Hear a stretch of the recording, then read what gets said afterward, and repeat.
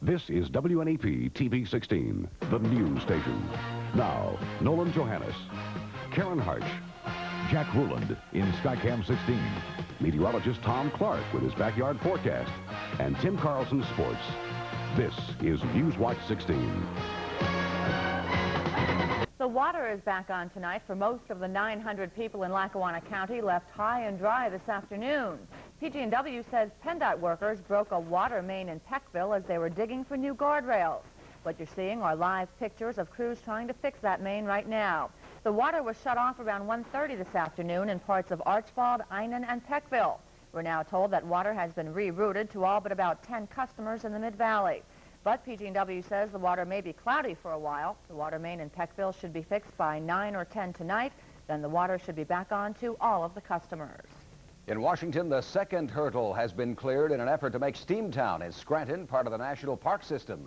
The House Interior Committee today unanimously passed the bill that would pump $35 million federal dollars into the Scranton tourist attraction. The next step is for the full House to vote on it, then on to the Senate. Yesterday, a House subcommittee passed that proposal.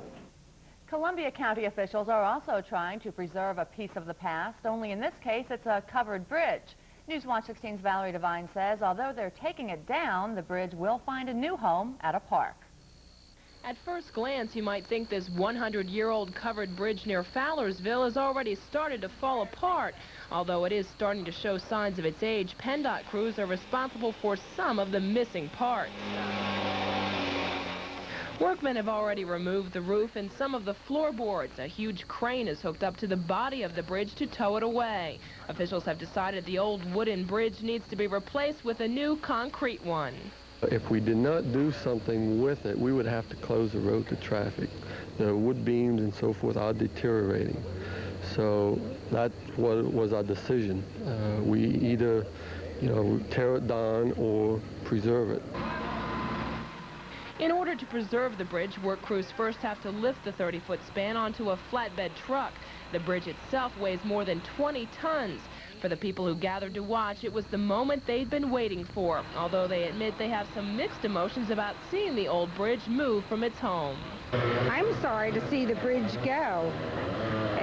I think it's just been such an item of drawing interest, but it's progress, and I guess we have to watch it be moved. I think it's great because they're preserving the history of our area. Work crews will finish moving the old bridge tomorrow. Once it's restored, it will be placed on top of this concrete foundation at Briar Creek Park. Officials tell me it should be ready for the public's enjoyment by the end of next week. Valerie Devine, Newswatch 16, Briar Creek Township. The owners of 3 Mile Island are in hot water with the Nuclear Regulatory Commission tonight. TMI says it will pay a $40,000 fine announced yesterday by the NRC. The fine comes because TMI, which is the site of the nation's worst commercial nuclear accident back in 1979, failed to properly install a mechanism on one of 2 brakes on a huge crane inside the damaged Unit 2 reactor. The crane was used in the cleanup of the reactor, but removed 2 years ago. An NRC inspector calls the violation another more serious example of previous failure to fully use safety specifications for the TMI cleanup. When Newswatch 16 continues, we'll tell you about a pilot program to help the handicapped vote this election. Plus, Jerry Gartenberg and Action 16 will help a woman who was trapped in her house for nearly a year. You're the spirit of this valley, the hopes and dreams we share. You're the memories we'll cherish till we meet again somewhere. You're the people that we're proud to serve in everything we do. You're the one who gives us life each day, caring for you. The Williamsport Hospital and Medical Center. Come on in, bring your appetite. Ponderosa. You can help yourself and the feeling's right. Ponderosa. Come on into Ponderosa and get a juicy charbroiled steak, complete with all the trimmings. Chicken, seafood, charbroiled steak. Make yourself at home, for goodness sake. There's a family feeling at Ponderosa. Try our ribeye steak dinner for only $3.99 now through October 26th. A Northumberland County woman says she was a prisoner in her own home. It's because a contractor left her front porch in a shambles for almost a year. So she called Action 16 for help. Jerry Gartenberg jumped in where there was no place else to turn. Are you telling me that your mom was basically trapped in her house? Prisoner in her own home. She'd say, I can go to the door, there's nowhere to step. 91-year-old Delphine Cutts is stepping out again with a little help from her daughters. A local contractor finally paved her porch after Action 16 got on his case. For nearly a year before that, Delphine found herself stuck inside because she couldn't walk out onto the porch's rocky surface. She paid the contractor $500 to build the porch, but she and her daughters couldn't get him to pay attention to his neglected work. I was very, very angry. Because you cared about your mom. For the love of my mother, I would have, I won't say anymore, I would have gone through hell just to get this porch done. And we said, well, Mother, do you have a paper? And she said, yes. Well, it don't even say who did the work for you. He didn't even sign it. A few weeks after I tracked down the contractor, he paved Delphine's porch. But why did this job take almost a year? The contractor told Delphine and her daughters he'd been too busy to do the work any sooner. I've learned that if I had been here, there would have not been anything done unless my mother had a contract in her hand. There are a couple of steps you should take before you agree to any home remodeling work. The National Association of Home Builders says always insist on a written contract that spells out exactly when a builder will start and finish the work. It also says you should try and limit any upfront payments and only make the final payment when you feel all the work's been done to your satisfaction. If you are still not satisfied with any kind of consumer problem, write to me, Jerry Gartenberg, Action 16. Jerry, you can write to Jerry in care of Action 16, Box 16, Avoca, Pennsylvania, our zip code, 18641. Pennsylvania has come up with a way to make it easier for the handicapped and elderly to vote in the upcoming November election. Newswatch 16's Mark Davis is live now at a polling place in Kingston to tell us what this pilot program is all about. Mark? Karen, this is the Schuyler Avenue School in Kingston. It's one of about 275 polling places in Luzerne County. But like 80% of the polling places, this place is inaccessible to many handicapped and elderly people. But there's a new program designed to help make it easier for those kinds of people to vote. And I spent some time this afternoon with one of the registered voters from here who happens to be handicapped, and he likes the idea. Kent Hockenbrock of Kingston has been a Luzerne County employee for 24 years. The last 10 he's been confined to a wheelchair due to childhood polio. Kent has always been politically active, trying to vote in every election. But that's not always been easy because of his handicap. But for this election, he's eligible for an alternative absentee ballot. Give everybody a chance, whether elderly or handicapped or in a wheelchair or whatever, to get in. Lots of times people that walk in with crutches, too, have difficulty with steps and stuff that it'll help everybody. You must be registered with your county voter registration office. If you're not, you have until next Monday to register, and that goes for all voters. If you're elderly, physically handicapped, or have hearing difficulties, you may qualify. Just call your local voter registration office for an application. But this program isn't for everyone. We're stressing that only people who really, really need this program to apply. If they have a question, please call and we can discuss it with that person if they really need this absentee ballot. Now, this is only a pilot program. This will only be in existence for this election unless it's extended by the state legislature. So we'll continue to follow the story for you and have more on this as we get closer to Election Day. And one final note for those that are handicapped, by the mid-1990s, all polling places by federal law will have to be accessible to the handicapped. I'm Mark Davis, Newswatch 16, live with the Instacam in Kingston. Oh, okay. Thank you, Mark. The Weather Watch is next with our Chief Meteorologist, Tom Clark. And we'd be asking Tom how long this summer weather is going to last. He's up in Skycam 16 to tell us all about that forecast, and there he is. Tom, do you see any summer up there? Not really, Nolan. In fact, the sky does not look too good. It looks rather threatening. When we come back, I'll talk about the rain that's on the way and how the weekend is shaping up. You're watching Newswatch 16 on WNEP TV, and we're proud to serve Moreland Township and all of Lycoming County. Look for the SureSave stamp of approval, and you'll find great weekly specials like these. Seal Test Cottage Cheese, 24-ounce carton, $1.39. Greens Ice Cream, half gallon, $1.99. Fresh lean ground beef, 99 cents a pound. And full-cut sirloin steak with tenderloin, $1.99 a pound. When you want the very best, look for SureSave. Look for the SureSave stamp of approval at a locally owned supermarket near you. Introducing Wendy's new Big Classic hamburger. This is the good stuff. Can't get it in a Whopper. This is the good stuff. Can't get it in a McDLT. This is the good stuff. Wendy's new Big Classic. Fresh meat, fresh taste, big size. This is the one made right before you rise. This is the good stuff. Wendy's new Big Classic. Can't get enough. This is the good stuff. Well, I've been noticing that the nights are getting here a little bit sooner. I'll bet it's getting darker as well. It's looking threatening up there, Tom. It is getting dark, Nolan. No sunshine to speak of, just a gray, melancholy sky. Good evening, everybody, and welcome aboard Skycam 16. Captain Jack is in the pilot seat, of course, and photographer Neil Gallagher is with us tonight.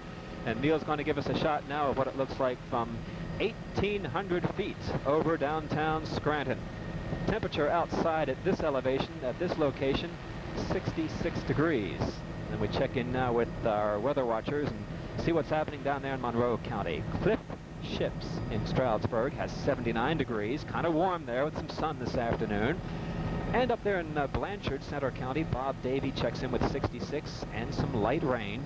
In Hillsgrove, Sullivan County, Ginny Davis, 66 degrees, cloudy, 1,800ths in her rain gauge from some rain last night. In the backyard now, we have a temperature reading of 70. The humidity rather high once again, 64%. The wind is northeast at 7, and the barometer is falling to 9.97. Range and temp here today, 73 and 67. 87, their record high set way back in 1905, and the high a year ago on this first day of October, 76 degrees. And again, the view from downtown Scranton getting very dark, and it'll be dark, I guess, at this time before too long as we approach the middle and the end of October. I got a satellite view coming up next, actually the radar image, and we do have some showers and a few heavy thunderstorms out in western Pennsylvania.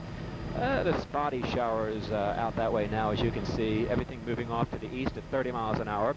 More showers will develop over the next 4 and 5 hours. Heavy thunderstorm south of Pittsburgh. You can see the red dot down there. A tornado touched down today just south of Pittsburgh. But I don't expect any severe weather here in northeastern Pennsylvania. Satellite view, storm system heading our way from the Ohio Valley. It will bring close to a ½ inch of rain overnight tonight as warm air tries to move back in out ahead of it. 15 inches of rain in northeastern Oklahoma the past 3 days. And you can see the bright clouds flooding all the way from Wisconsin down through Missouri. Hurricane Payne. See the swirl of clouds, the storm center just south of Baja, California. That'll be a real pain for the folks in Mexico. And it's snowing tonight in the mountains of Colorado and Montana. Now, about 4/10 of an inch of rain I expect tonight. Some thunderstorms are possible down in Center County, across the southern counties of our viewing area. Moreland Township about 62. Temperatures tonight not too far from 60. An east to northeast wind. Here's the sunrise time for tomorrow morning, and that will be at 7:01. The sun sets at 6:44. We're not too far from now. Okay, rain tonight, some fog in the elevations, maybe a thunderstorm. There could be some briefly heavy rain overnight, 60 the overnight low. Clouds tomorrow morning, perhaps a little light rain, which will taper off, and I think we will see some sun in the afternoon tomorrow, 71 for the high. For the eclipse on Friday, the partial solar eclipse, mostly cloudy skies, a warm front just to our south, a shower is possible. Some showers early on Saturday, and then another cold front coming through, 60 to 65 on Sunday. That should be the better of the 2 days this weekend. I'm Chief Meteorologist Tom Clark, reporting live aboard Skycam 16. We'll see you at 11. Okay, thank you, Tom. Tim Carlson is next with the Sports Watch and the latest on the American League batting race. Plus, the top pick in this year's NBA college draft is the newest millionaire in pro basketball.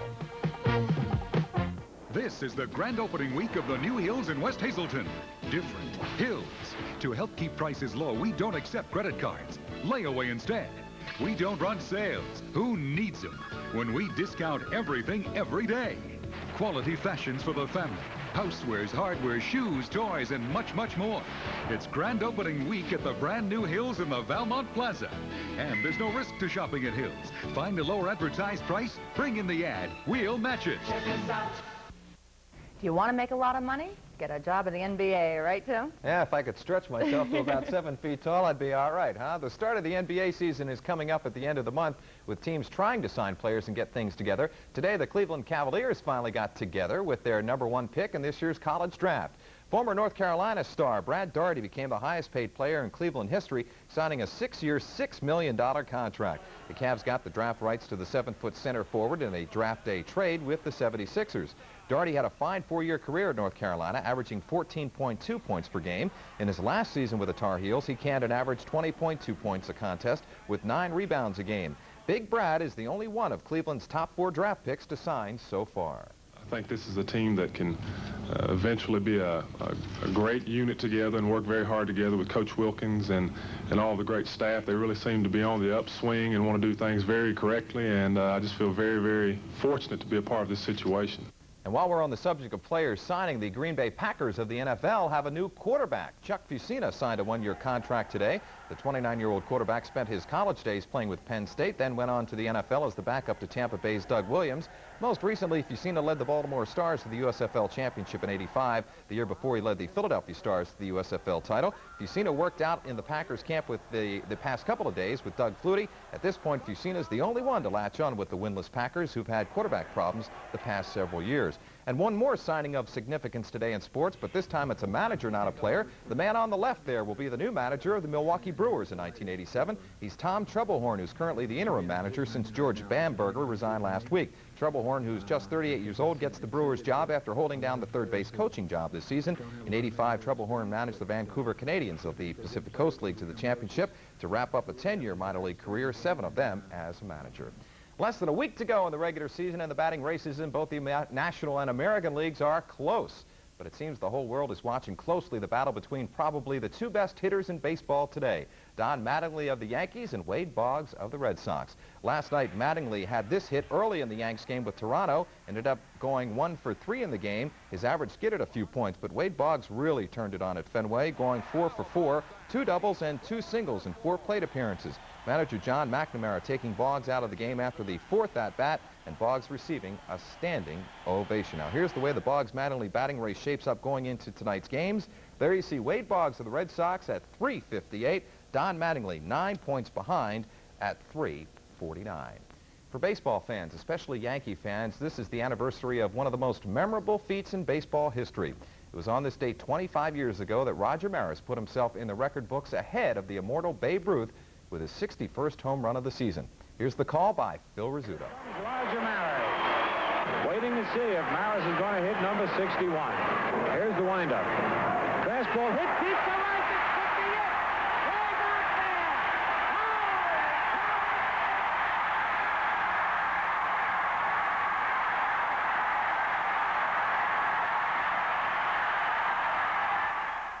Hard to believe it's been 25 years, and you know what? I have to admit I remember that well. So do I.